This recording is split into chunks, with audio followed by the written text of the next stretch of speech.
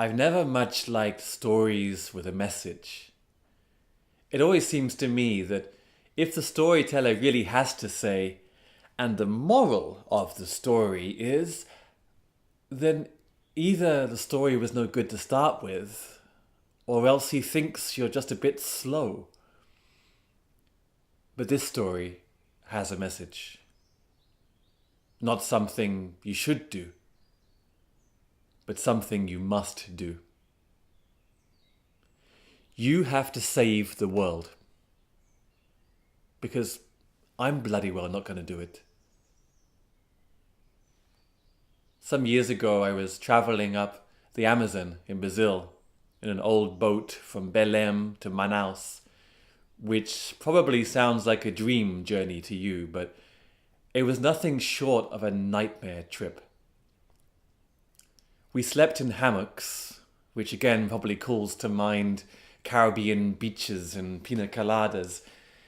But this was a boat strewn with hammocks at every conceivable angle, up and down and left and right, so the entire journey through, you were constantly getting someone's foot or elbow or knee in your face. The food was the same rice and beans every day and mysterious meat, all covered with manioc flour, which if you've never tasted it, you've missed nothing. I can't say I've tasted it either. It has no taste. The only thing it really does is challenge the fillings in your teeth. It was constantly hot. We were sweating all the time. But the bathroom was also the toilet. So there was constantly an inch of suspicious-looking brown water sloshing around, which hardly put you in the mood. That didn't stop the people on the boat always slapping me to point towards the shower every time I looked hot. They'd also slap me awake in my hammock to tell me that dinner was ready. Oh, and forget about seeing any jungle. The shores of the Amazon were so far away, they were like a distant green line. All the tall trees, of course, had already been cut down to make coffee tables for suburban American homes. In fact, the river was so wide that the captain at night drove with the lights off. He'd just swing the flashlight on every 30 seconds or so to make sure we weren't going to collide with some new island. And that captain. He had his own air-conditioned cabin with movies and cold drinks. And he'd come down to the lower decks once a day, dressed in an immaculate white suit and cap. And he'd walk around wishing everyone, bom dia, bom dia. Really, it was all I could do not to punch him in the face. We finally arrived to Manaus after 6 days of this ordeal. Manaus is this trustless, sweaty town in the middle of the jungle. I got out of there straight away. I employed the services of an Indian, an indigenous person, and we went up in a motorboat to his village. And then we got into a canoe and we started to paddle into the deepest Amazon. My guide never said a word, though he seemed to understand my Portuguese okay. And that was just fine with me because it allowed me to just lose myself in a world of jungle, a world of green, populated by howls and shrieks and growls from insects and animals that I never saw, though I'm quite sure they saw us. We paddled our way into this heart of darkness. The Amazon was like a living entity, filling every single plant and vine and insect and animal. We smeared our faces with tobacco juice to keep the mosquitoes away. And from time to time, when we saw the rare pink river dolphins, I'd slip into the water nervously to swim with them. Nervous not because of the dolphins or not even because of piranha. Just worried I might forget myself and pee in the water. And then the infamous razorfish might swim up my urethra and never come out.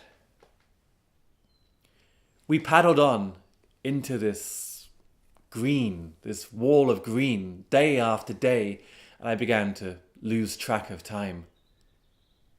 And there were moments when I wondered if we would ever come out again.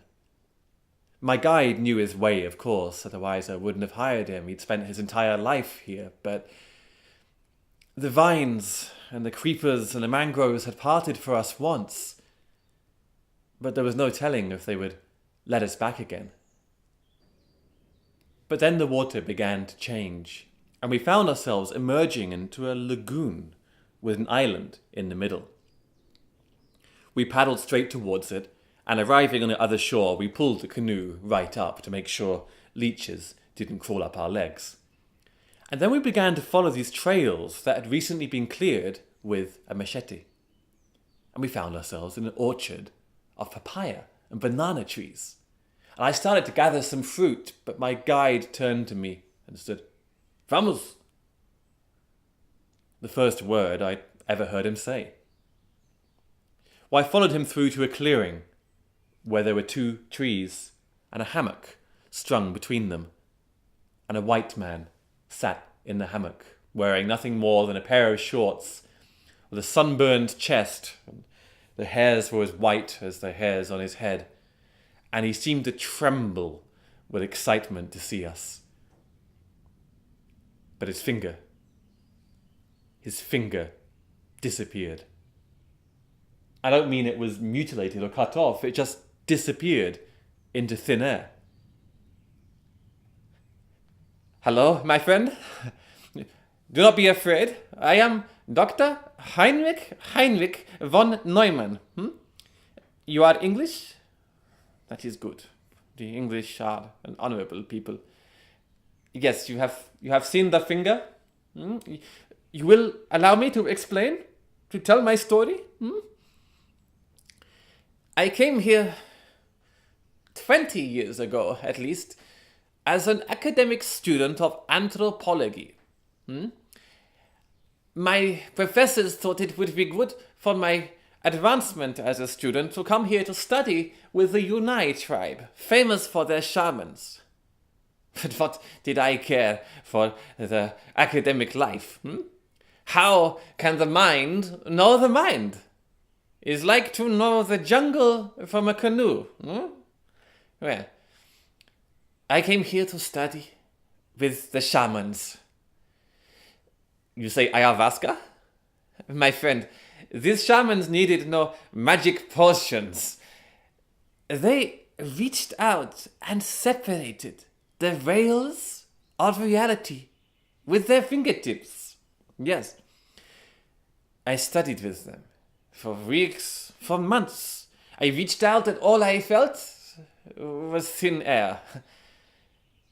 But at last, after trying for so long, I reached out and I began to feel a subtle resistance, And finally, I pulled back the veil, the curtain that separates our world from the world of the spirits.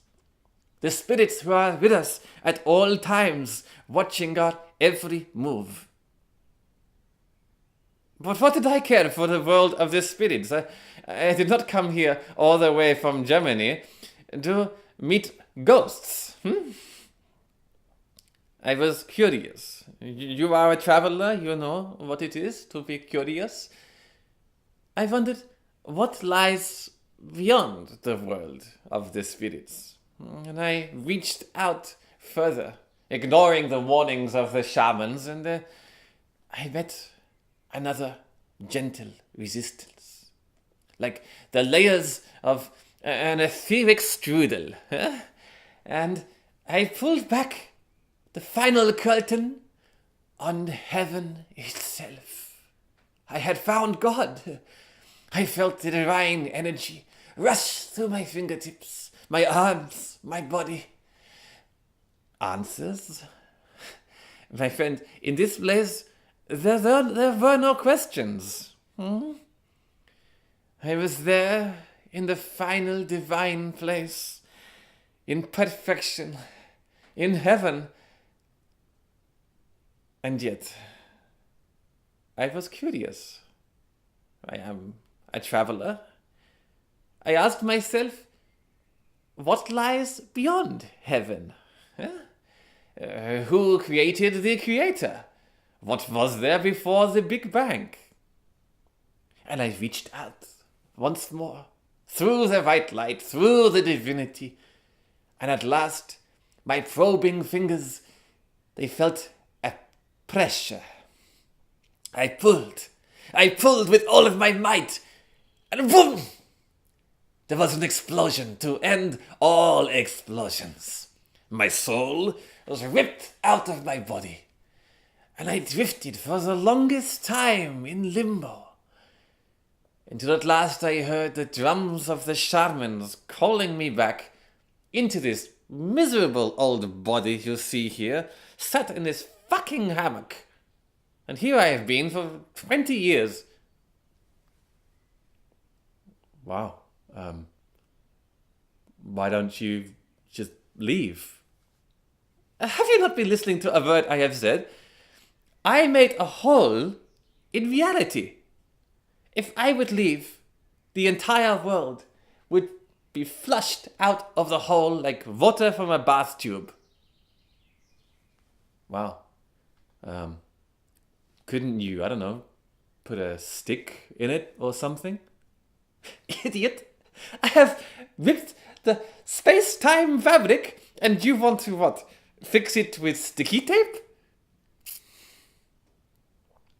The Indians here, the Yunai, they believe it is prophesied or destined or something for a white man to sit here in this hammock, plugging up the hole in reality of all time. You begin to see?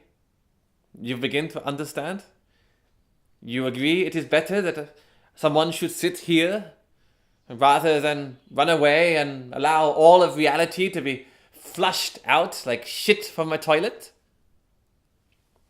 So, well, yeah, if you put it that way, I am so glad you think so. Good luck! And Dr. Heinrich von Neumann ran away in the direction of the canoe, leaving the small black hole in reality. As I looked towards it, my eyes seemed to be pulled out of their sockets. And looking away, I could see the sky, the jungle, the river, all begin to bend and distort as they were pulled towards the hole. Well, what could I do?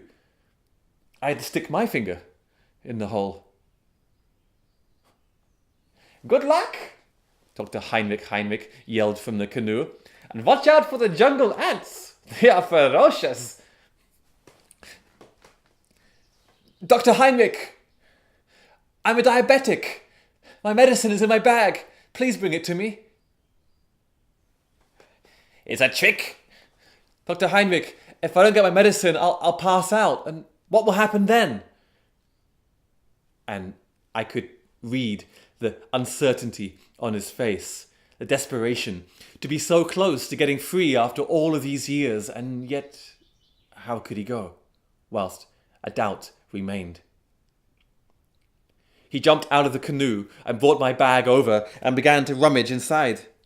But where is the medicine? I do not understand. And he looked up to see the small black hole in reality.